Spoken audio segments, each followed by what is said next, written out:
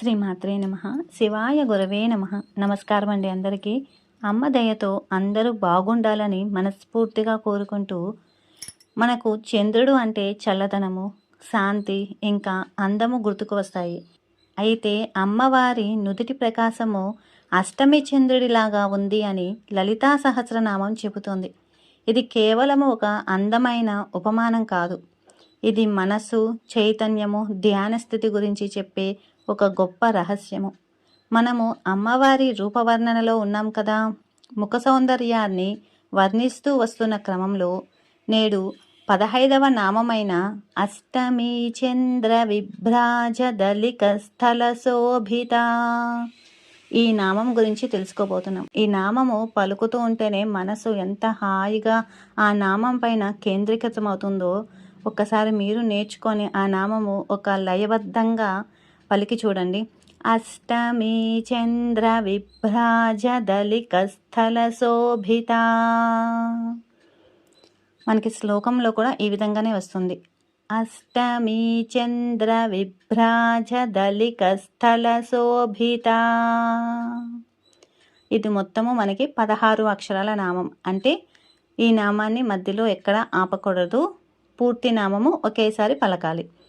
నామావళిలో వచ్చేసరికి శ్రీ అష్టమి చంద్ర విభ్రాజ దళిక స్థల శోభితాయై నమః అనేసని వస్తుంది.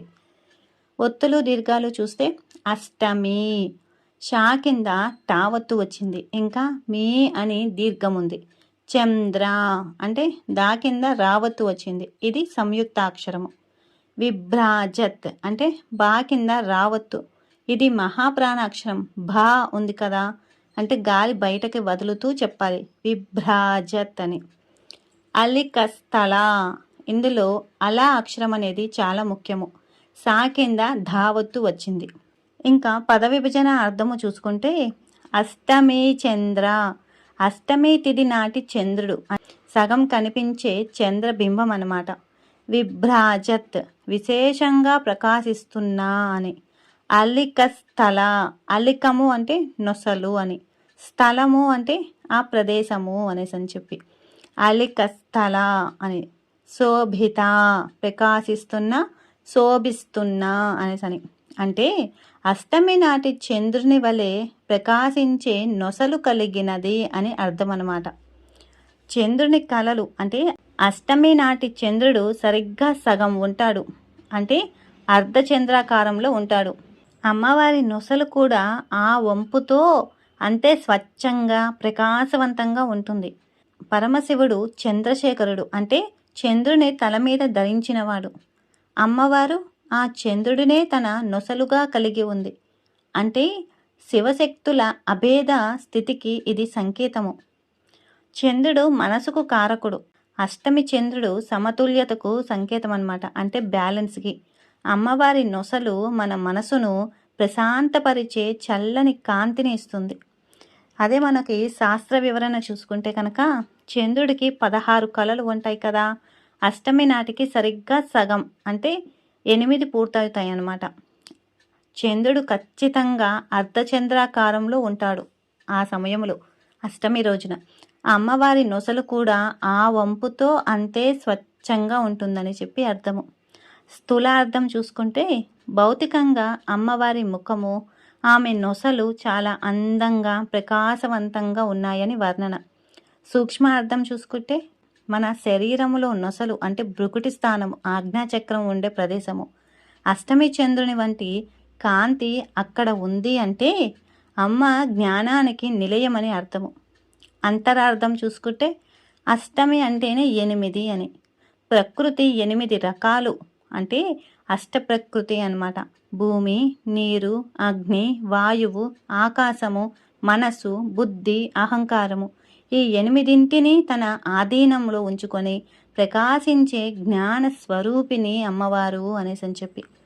మరి ఈ నామంలో బీజాక్షర శక్తి చూస్తే కనుక ప్రా, స్థా, ద్రా వంటి ఒత్తులు పలికేటప్పుడు మన అంగిలిపై ఒక ఒత్తిడి అనేది కలుగుతుంది. ఇవి మెదడులోని పీనియల్ గ్రంథిని ప్రభావితం చేస్తాయి. అంటే ఈ నామాన్ని మనం పలుకుతున్నప్పుడు ఒత్తిడిని తగ్గించి ప్రశాంతతను ఇస్తుంది అనేసి చెప్పి. మరి ఈ నామాన్ని మన జీవితానికి ఎలా అన్వయించుకోవాలి అంటే, ఈ నామాన్ని నుంచి మనం ఏమి నేర్చుకోవాలి అనేసనంటే, చంద్రుడు పెరగడము తరగడము మధ్యలో అష్టమి వస్తుంది. జీవితంలో కష్టసుఖాలు వచ్చినప్పుడు కుంగిపోకుండా పొంగిపోకుండా స్థితప్రజ్ఞతతో ఎలా ఉండాలో ఈ నామం మనకి నేర్పుతుంది. మన ముఖము మన మనసుకు అద్దం లాంటిది.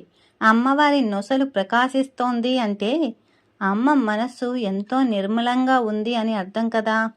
మనం కూడా కోపము అసూయ వంటి వికారాలు లేకుండా మన మనస్సును ప్రశాంతంగా ఉంచుకుంటే మన ముఖంలో కూడా ఆ చంద్రకళ కనిపిస్తుంది. ఎదుటివారిని చూసినప్పుడు మన ముఖము ఉద్రిక్తంగా కాకుండా చంద్రునిలాగా చల్లగా చిరునవ్వుతో ఉండాలని చెబుతోంది.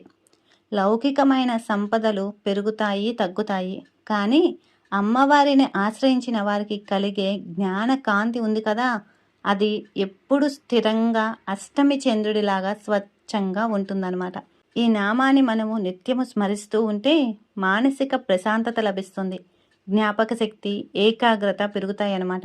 ముఖ్యంగా వశీకరణ అంటే నలుగురిలో గౌరవం లభిస్తుంది. శిరోజాల సమస్యలు లేదా తలకి సంబంధించిన బాధలు కూడా తొలగుతాయి.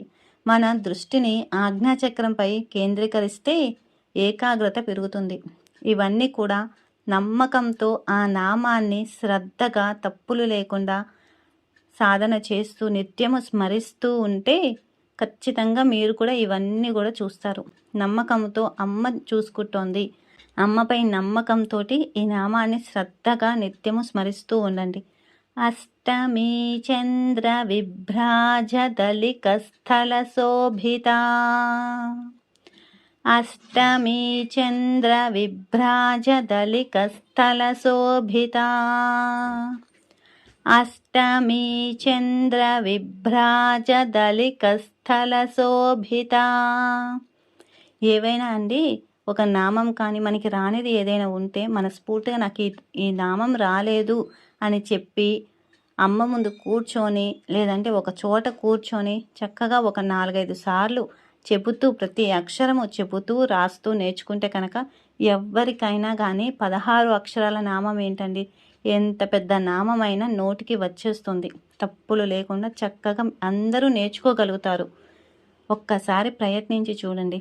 అమ్మ మీద భారం వేసి, అమ్మ నేను నేర్చుకుంటున్నాను, నాకు నేర్పించు, నేను నేర్చుకోవాలని ఉంది, నేను నేర్చుకొని నీ ముందు కూర్చొని పాడాలనుంది, లలితా సహస్రనామ స్తోత్రము వినిపించాలనుంది, నా నోటితో నేను తప్పులు లేకుండా నీ ముందు కూర్చొని చదవాలనుంది అనేసని అమ్మని పట్టుకొని గట్టిగా పట్టుకోండి. అమ్మని నాకు నేర్పించు, నాకు సాధన చేసుకోవాలి అనేసని చెప్పి ఖచ్చితంగా అందరికీ వస్తుందండి.